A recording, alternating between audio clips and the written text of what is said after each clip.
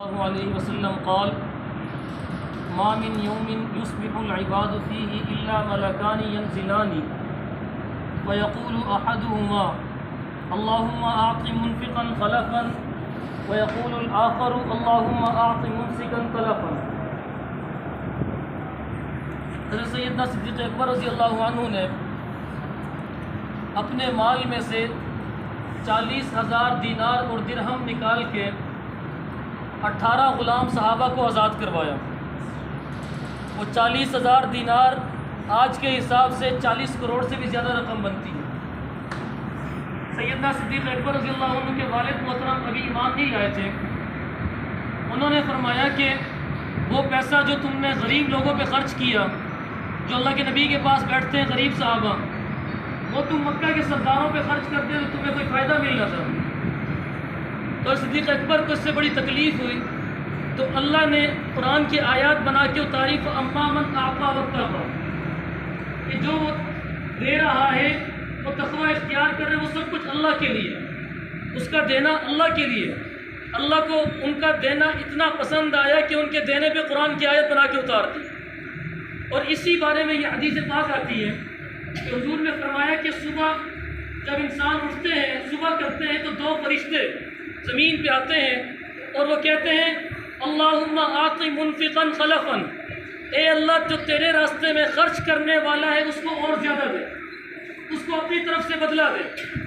وَيَقُولُ آخر اللہم آت ممسکا تلفا، اے اللہ بخیل کو ہلاک کر دے۔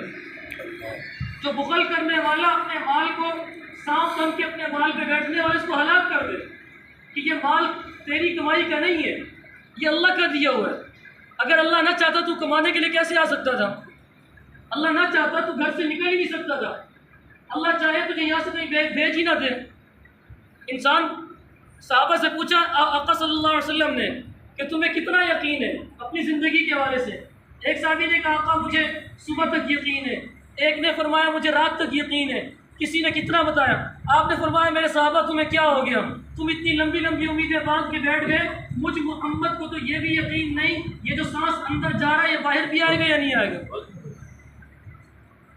تو قرآن میں زکوٰۃ کے علاوہ جو سب سے زیادہ چیز ترغیب دی گئی ہے وہ مال خرچ کرنے کی دی گئی کہ زکوٰۃ تو دینی ہی دینی ہے۔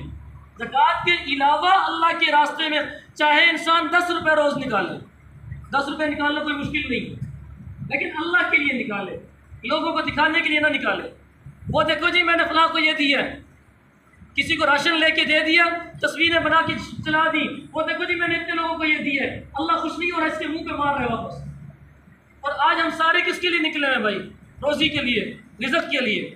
اللہ فرماتے 5 وقت کی جو بندہ نماز پڑھتا ہے اس کو 5 انعام دیتا ہوں۔